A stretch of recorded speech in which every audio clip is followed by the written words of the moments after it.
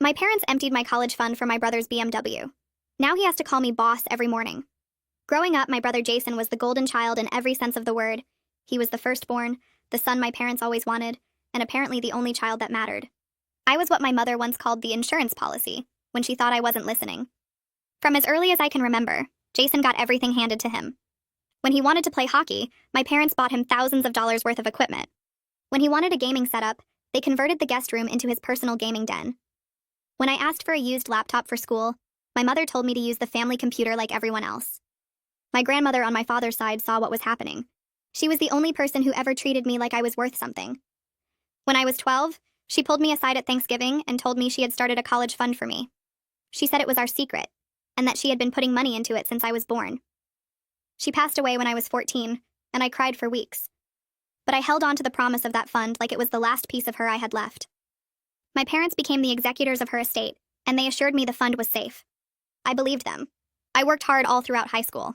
I maintained a near-perfect GPA, took AP classes, did extracurricular activities, all because I knew that fund combined with scholarships could get me into a decent school and out of that house. Jason, meanwhile, barely graduated. He spent most of his time partying and playing video games, and my parents praised him for simply showing up to his graduation ceremony. The summer before my senior year, Jason turned 18 and decided he wanted a car. Not just any car, but a brand new BMW. He threw a fit when my parents said they couldn't afford it, screaming in the kitchen about how all his friends had nice cars. I was in my room studying when my mother knocked on my door. She sat on my bed and told me they had made a difficult decision as a family. She said Jason needed a car for his new job at our uncle's real estate firm. She told me they were going to use my college fund to buy him the car. I stared at her, waiting for her to say she was joking. She wasn't. I asked how she could do this when Grandma specifically left that money for my education. My mother said Grandma would have wanted what was best for the family, and Jason having reliable transportation was best for everyone. She told me I was smart enough to get scholarships and that I would figure it out. I didn't cry. Something inside me just went cold. The next week, Jason drove home in a shiny blue BMW and my parents threw him a celebration. He walked past me and said I should be happy for him because when he makes it big, maybe he'll let me borrow it. I did figure it out. I worked 2 jobs throughout my senior year. I applied to over 30 scholarships and got enough to cover most of my tuition at a state school. I took out loans for the rest. I majored in business and minored in computer science. I graduated top of my class and got recruited by a tech startup. I poured everything into that company because I had nothing else. No family support, no safety net, nothing but my own determination. 8 years later, that startup went public and I cashed out with more money than my parents would see in 10 lifetimes. But I didn't stop there. I kept working, kept building, kept acquiring. 6 months ago, I acquired a mid-sized real estate firm in my hometown. I didn't think much of it until I reviewed the employee roster and saw a familiar name. Jason. My brother had been working there for 7 years, never moving past junior agent. I called a meeting with all department heads to introduce myself as the new owner. I scheduled it on a day I knew Jason would be there. When I walked into that conference room in my designer suit, I watched my brother's face go completely white. He looked at me, then at the executives, then back at me, like he was waiting for someone to explain the nightmare he had walked into. The CEO introduced me by my full name, and Jason's coffee cup slipped out of his hand and shattered on the table. After the meeting, he cornered me in the hallway. He stammered about how he had no idea I was doing so well, how Mom and Dad never mentioned it, how we should catch up and let bygones be bygones. I smiled and said I had a company to run. Last night, my mother called. Jason had told her everything. She was crying, saying she couldn't believe I would humiliate my own brother, that I was being vindictive and cruel. She wanted to talk, to clear the air and move forward as a family. I told her I would think about it. What she doesn't know is that my uncle's original firm just filed for bankruptcy. And I know exactly who submitted the winning bid on all his properties. I sit in my office the morning after Mom's call, staring at the bankruptcy filing documents for Uncle Addison's properties spread across my desk. The winning bid paperwork has my signature ready to go. All I have to do is submit it to complete Jason's professional destruction. But Charlotte's concerned look from yesterday's executive meeting keeps replaying in my mind, making me hesitate in a way I haven't since I started building my empire. My pen hovers over the signature line. I've never second-guessed a business decision before. This should feel like justice, like the moment I've been working toward for years. Instead, my stomach twists every time I look at the documents. I set the pen down and pull up the employee roster on my computer. Jason's name sits there at the bottom of the junior agents list, and I remember how his coffee cup shattered on the conference table when he realized who I was. The memory should satisfy me. It doesn't. I close the file and open my email instead, scrolling through acquisition reports and quarterly projections, anything to avoid thinking about what signing those papers would actually mean. My assistant buzzes me at 2:30. Jason is here, she says, claiming it's a family emergency. Security wants to know if they should escort him out. I stare at the intercom button, finger hovering over it. Part of me wants to watch him get dragged out by security guards in front of the entire office. The other part, the part I don't want to acknowledge, wonders what could make him desperate enough to show up here after I made it clear I had nothing to say to him. I tell my assistant to send him up. 3 minutes later, he's standing in my doorway looking smaller than I remember. His expensive suit is rumpled, the tie loose around his neck like he's been pulling at it. He asks if we can talk somewhere private. His voice shakes slightly. I consider calling security anyway, just to see the panic in his eyes when they arrive, but curiosity wins out. I gesture to the chair across from my desk without saying a word. He closes the door behind him and sits down slowly, like he's not sure the chair will hold him. I lean back in my own chair and wait, keeping my face blank. Let him squirm. He doesn't make excuses or try to minimize what happened with the college fund. Instead, he tells me he's been in therapy for 6 months after his wife left him. His therapist helped him realize he's been a terrible brother his entire life. The apology sounds rehearsed, like he practiced it in the mirror this morning.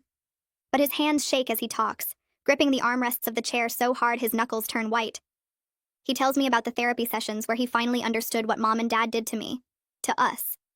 He says he knows sorry doesn't fix anything, that nothing can fix it, but he needed me to hear it anyway. I watch him carefully, looking for the con, the angle he's playing. Jason always has an angle, but this time I can't find it. This might be the first time Jason has ever been genuinely scared of consequences he can't charm his way out of. His voice cracks when he mentions the BMW and I realize he's actually crying. Not dramatic sobbing, just tears running down his face that he doesn't bother to wipe away. The sight makes something uncomfortable twist in my chest. I push it down. I don't accept his apology, but I don't throw him out either. I tell him I need time to think. It's true because the satisfaction I expected from watching him grovel isn't showing up the way I imagined. He nods like he expected that answer. He pulls a business card from his wallet and sets it on my desk. His therapist's card. He says he understands if I never want to speak to him again, but he needed me to know he finally gets what he took from me. Not just the money, he says, the security, the future, the feeling that someone believed in me. He stands up to leave and pauses at the door. For a second I think he's going to say something else, make some last plea. But he just walks out, closing the door quietly behind him. I sit there staring at the therapist's card for 10 minutes after he's gone. Then I shove it in my desk drawer and try to get back to work. The bankruptcy documents are still sitting there, unsigned. That night I call Charlotte. She picks up on the second ring and I can hear her kids arguing in the background. I tell her about Jason's visit, leaving out the part where his tears made me uncomfortable. She listens without interrupting, which is one of the things I value most about her. When I finish, she asks me a question that hits harder than it should. Will destroying him actually make me feel better? Or will it just make me feel powerful? I open my mouth to answer and realize I don't have one. The silence stretches between us. Charlotte waits, not pushing, just giving me space to figure it out. But I can't figure it out. The anger that's been driving me for so long suddenly feels hollow, like I've been running towards something that isn't actually there. I tell her I have to go and hang up before she can respond. I'm angry at her for asking the question, angry at myself for not having an answer, angry at everything. The uncertainty bothers me more than anything my family ever did. At least I knew how to deal with their neglect. This feeling, this doubt, I don't know what to do with it. 3 days later, Dad calls. I almost don't answer because I haven't spoken to him in 5 years. His name on my phone screen makes my heart race in a way I hate. I let it ring 4 times before I pick up. His voice sounds older, rougher around the edges. He tells me he had a heart attack last week. Nothing major, he says quickly, like he's worried I'll hang up. But enough to make him think about things he's been avoiding. I grip the phone tighter and wait for the apology, the explanation, something that makes sense of why he let Mom steal my future. It doesn't come. Instead, he says he's proud of what I built. He's ashamed he never told me that when it might have mattered. The words sound sincere, but they also sound 20 years too late. I don't know what to say. Part of me wants to tell him exactly where he can shove his pride. The other part, the part that still remembers being 12 and wanting him to notice me, wants to hold on to those words like they mean something. I tell him I'm glad he's okay and hang up before either of us can say anything else. I agree to meet him for coffee 3 days after that. I tell myself it's because Charlotte's question is still bothering me, and I need to prove I can face my family without falling apart. But really, I want to see if he's actually changed, or just scared of dying. We meet at a coffee shop halfway between my office and his house, neutral territory where neither of us has the advantage. He's already there when I arrive, sitting at a corner table with 2 cups of coffee in front of him. He remembered I take mine black. The gesture feels both thoughtful and manipulative, and I can't tell which one he intended. He looks tired and smaller, his hands shaking slightly as he stirs sugar into his coffee. We sit in uncomfortable silence for a full minute. I count the seconds in my head, waiting to see if he'll break first. He does. He admits he let Mom run the family because it was easier than standing up to her. He knows that makes him just as guilty as she is. Maybe more guilty, he says, because he saw what was happening and chose to look away. His voice is quiet, almost defeated. I've never heard my father sound defeated before. He tells me about the heart attack, how he woke up in the hospital and realized he might die without ever telling me the truth. The truth being that he was a coward. That he sacrificed me to keep the peace with Mom. That he's sorry, but he knows sorry doesn't change anything. 2 weeks pass, and I still haven't submitted the bid on Uncle Addison's properties. The documents sit in my desk drawer, unsigned, mocking me every time I open it. Charlotte notices my hesitation during our weekly strategy meeting. She asks if I'm having second thoughts, her tone careful, like she's testing ice she's not sure will hold. I snap that I'm being strategic, not emotional. Business decisions require timing and precision, but she gives me a look that says she knows better. She's known me long enough to see through the excuses. After the meeting, I sit alone in my office and admit the truth to myself. I'm realizing that winning this way might cost me more than losing ever did. The revenge I've been planning feels less like justice and more like becoming the kind of person who steals futures from people who need them. I close my eyes and see Grandma's face, the way she looked at me when she told me about the college fund. She wouldn't recognize what I've become. I'm not sure I recognize it either. Mom calls on Thursday and tells me she's organizing a family dinner. She doesn't ask if I'm free or if I want to come. She just informs me it's happening at her house this Sunday at 6. Dad will be there, she says. Jason too. Even Uncle Addison. Her voice has that sweet, manipulative tone that used to make me feel guilty for being angry. She says it's time we all moved past old hurts for the sake of family. Like hurt is something you can just decide to move past. Like family is a good enough reason to forget everything. I tell her I'll think about it. We both know that means I'm coming because I want to see what game she's playing now. She thanks me like I've already agreed and hangs up before I can change my mind. I sit there holding my phone, wondering why I keep letting her pull me back in. Maybe because some part of me still hopes she'll surprise me. Maybe because I need to see if she's capable of change. Or maybe I'm just a glutton for punishment. Sunday arrives and I drive to Mom's house for the first time in 3 years. The neighborhood looks the same, perfectly maintained lawns and houses that cost more than most people make in a decade. I park on the street instead of the driveway, keeping my escape route clear. Jason's car is already there, that same blue BMW he bought with my future. The sight of it makes my jaw clench. I take 3 deep breaths before I get out of my car and walk to the front door. Mom opens it before I can knock, like she's been watching for me. She hugs me and I stand there stiffly, not hugging back. The dinner is as awkward as I expected. Mom plays perfect hostess, offering drinks and appetizers like this is a normal family gathering. Dad sits quietly at one end of the table. Jason keeps his eyes on his plate. Uncle Addison looks tired, older than I remember. We make small talk about nothing, the weather and traffic and other safe topics that don't require honesty. Mom serves pot roast, my grandmother's recipe, and I wonder if she realizes how cruel that choice is. Halfway through dessert, Uncle Addison breaks the careful silence. He brings up his bankruptcy directly, looking at me across the table with resignation rather than anger. He says he knows I'm positioned to buy his properties. He doesn't blame me for it. The words hang in the air between us. I wait for the resentment, the accusation, but it doesn't come. He just looks tired. The victory I've been planning suddenly feels hollow instead of sweet. I excuse myself from the table and head to my car, but Jason follows me out to the driveway. He stands there with his hands in his pockets, looking at the ground instead of at me. He tells me he meant what he said in there about applying for other jobs. I lean against my car door and cross my arms, waiting to see if this is another manipulation tactic or something real. He explains that his therapist helped him realize he's been coasting on other people's work his entire life. First Mom and Dad, then Uncle Addison, and now he's worried I'll fire him just to prove a point. I tell him I'm not going to fire him because watching him struggle is more satisfying than watching him fail. He flinches at that but doesn't argue, which surprises me because the old Jason would have gotten defensive and stormed off. Instead, he nods and says he deserves that, then walks back inside to help Mom with the dishes. I sit in my car for a few minutes before driving away, trying to process what just happened and why it didn't feel as good as I expected. The next morning, I get an email from someone named Roman Garrison asking to meet for lunch. I don't recognize the name until I look him up and see he used to work at Uncle Addison's firm before the bankruptcy. My first instinct is to delete the message because I don't need anyone from Jason's old life trying to get a job or make excuses for him. But something about the tone of the email feels different, less desperate and more matter-of-fact, so I agree to meet him at a restaurant downtown. He shows up on time wearing a suit that's seen better days and orders coffee instead of food. He thanks me for meeting him and gets straight to the point without any small talk or flattery. He tells me he worked in the accounting department at the old firm and handled some of Grandma's estate paperwork when my parents were executors. I sit up straighter in my chair because this isn't what I expected at all.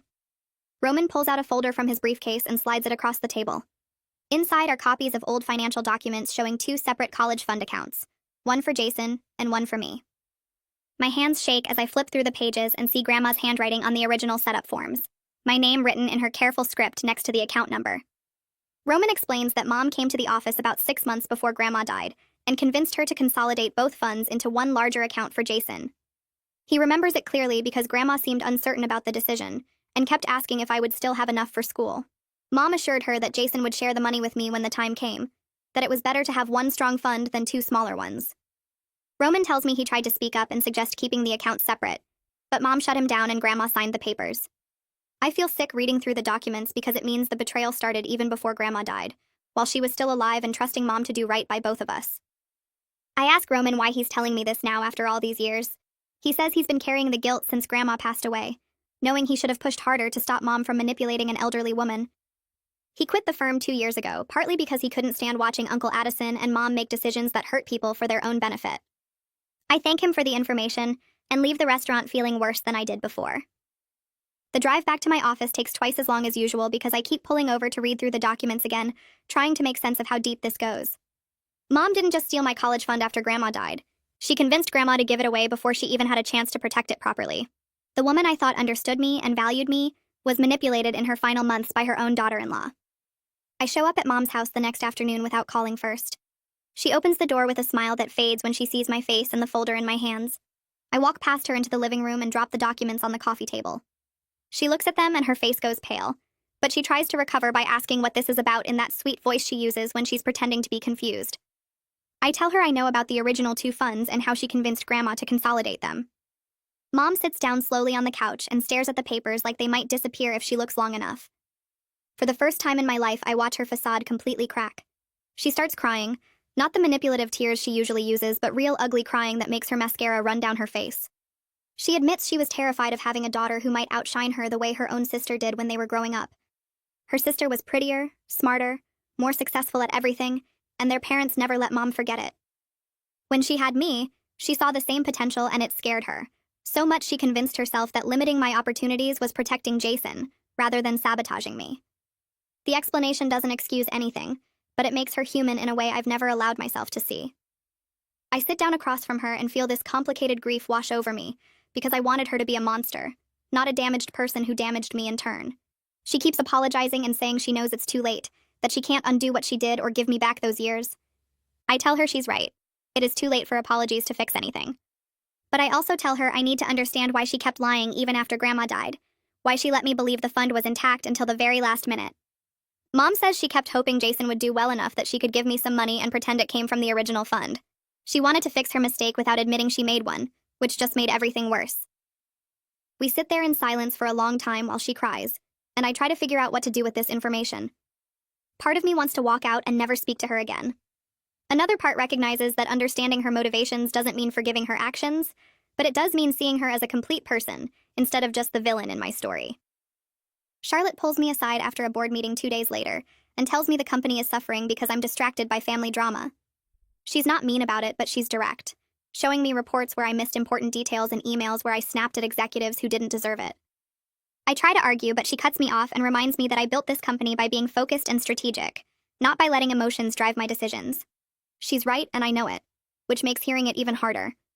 I have to choose between pursuing revenge that's eating me alive or building the company I worked so hard to create. The choice should be obvious, but it's not because part of me still wants to watch my family suffer the way I suffered. Charlotte asks me what Grandma would want me to do with the success I've built, and the question hits me harder than any lecture could.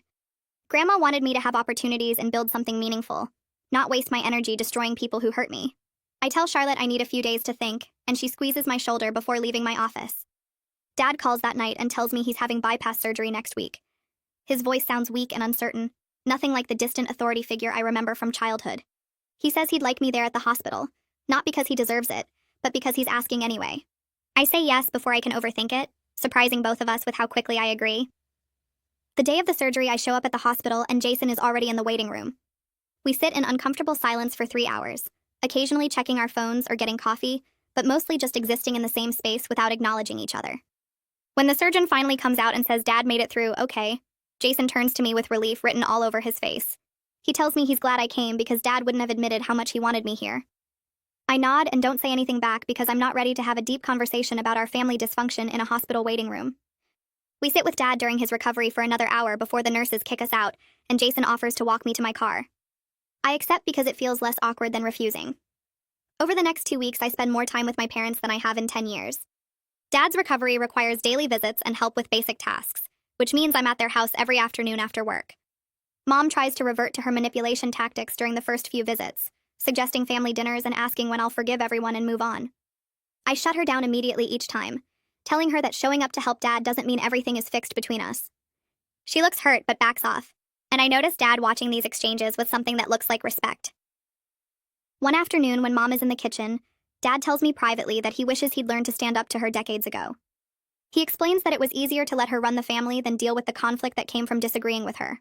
I tell him that taking the easy path hurt his kids, and he needs to own that instead of just blaming Mom. He agrees without making excuses, which is the closest thing to accountability I've ever gotten from him. I make my decision about Uncle Addison's properties on a Tuesday morning after another sleepless night thinking about Grandma. I pull up the bid paperwork and change the lowball offer to a fair market price, something that will benefit my company without destroying Uncle Addison completely. Charlotte notices the change when she reviews the documents before submission and doesn't say anything, but she squeezes my shoulder as she leaves my office. The bid wins anyway because my company is strong enough that I don't need to be ruthless to succeed. The realization hits me hard because it means I can win without cruelty, that being better than my family doesn't require becoming worse than them. I call Uncle Addison and tell him the properties are now part of my portfolio, and instead of the gloating speech I planned months ago, I offer him a consulting position helping manage them. He accepts with genuine gratitude rather than entitlement, thanking me for giving him a chance to stay involved in his life's work. The arrangement works because we're both professionals who can separate business from family dysfunction. Jason calls me 3 weeks later and tells me he got a job at a smaller firm in a different city. He's taking a significant pay cut to start over where nobody knows his family name. I expect him to ask for my approval or financial help, but instead he just tells me about the position and says he's excited to build something on his own merit. I tell him good luck and mean it, surprised by my own sincerity. He thanks me and hangs up without dragging the conversation out, which feels like growth for both of us.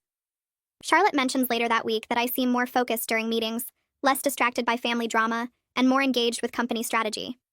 I tell her she was right about everything, that revenge was eating me alive and building something meaningful matters more than destroying people who hurt me. 3 months pass and Uncle Addison's properties are integrated into my company's portfolio, performing better than the projections predicted. I offer him a permanent consulting position with actual responsibilities and competitive pay. He accepts and starts showing up to the office twice a week, contributing ideas that improve our property management systems. The arrangement works because we're both professionals who can separate business from family dysfunction, and it feels good to win without anyone having to be completely destroyed. Mom asks to meet for coffee one afternoon, just the two of us, and actually listens when I explain the boundaries I need for any relationship to be possible. She doesn't become a different person overnight, but she stops trying to manipulate me into family gatherings and starts asking what I'm comfortable with instead. It's not the mother-daughter relationship I wanted as a kid, but it's honest in a way we've never been before. I schedule the first family dinner at a neutral restaurant where nobody can claim home territory advantage.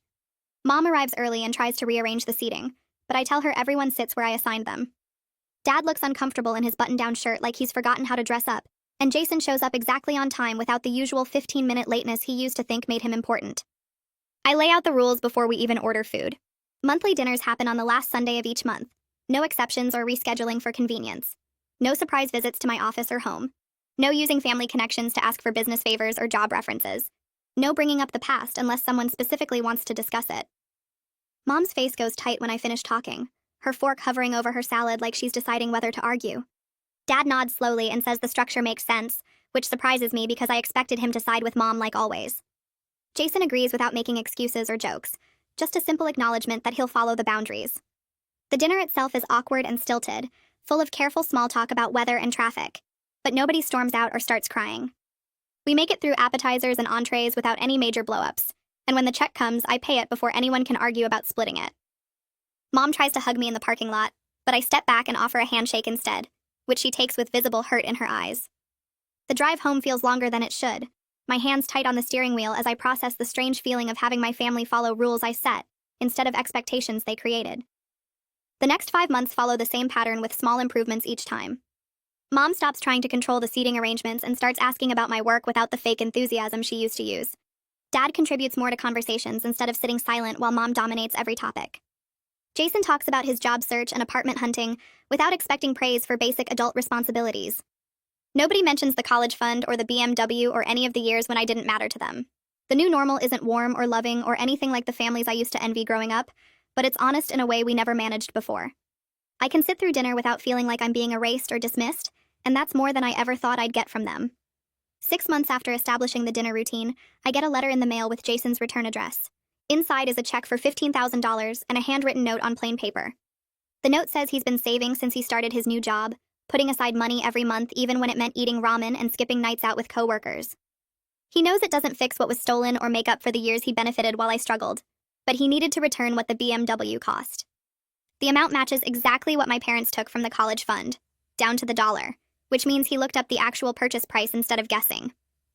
I stare at the check for a long time, holding it up to the light like I'm checking if it's real. Part of me wants to tear it up and mail the pieces back to prove I don't need his money or his guilt. Another part wants to cash it immediately and use it for something meaningful that Grandma would have approved of. Instead, I put it in my desk drawer and leave it there, unable to decide what accepting it would mean about forgiveness or moving forward, or whether any amount of money can represent what was actually taken from me. The check sits in that drawer for weeks while I go about my normal routine of board meetings and property acquisitions and monthly family dinners. Charlotte notices me staring at my desk during a strategy session and asks if I'm okay. I tell her about the check and she doesn't offer advice or tell me what I should do, just listens while I work through my confusion out loud. Having the check feels different from I expected. Less like victory and more like acknowledgement that something wrong happened and someone tried to make it right even though they can't. I still haven't cashed it by the time the next family dinner rolls around, but knowing it exists changes something small in how I see Jason across the table. A year passes since I acquired the firm, and my company is the most successful real estate operation in 3 counties. The quarterly reports show consistent growth, and the employees who stayed through the transition are thriving under the new management structure. My office has floor-to-ceiling windows overlooking downtown, and a view I earned through years of work nobody in my family witnessed or supported. I still see my therapist every Tuesday morning before the staff meeting, talking through the complicated feelings that come with success built on anger, and the slow process of turning that anger into something less destructive. The sessions help me sleep better and think clearer, though my therapist reminds me that healing from decades of neglect doesn't happen in neat time frames or follow predictable patterns. Mom and I have coffee sometimes outside the monthly dinners, usually at her request, and she's learning to ask about my life instead of trying to fix or manage it. Dad sends occasional text messages about articles he reads or shows he thinks I'd like, small attempts at connection that feel genuine even if they're awkward. Jason is building his own career path in a different city without using family connections or expecting anyone to smooth his way forward. The distance between us feels healthy rather than hostile, like we're finally separate people instead of roles assigned by parents who didn't know better. Charlotte was right about everything, though I didn't want to admit it back when she first questioned my revenge plans.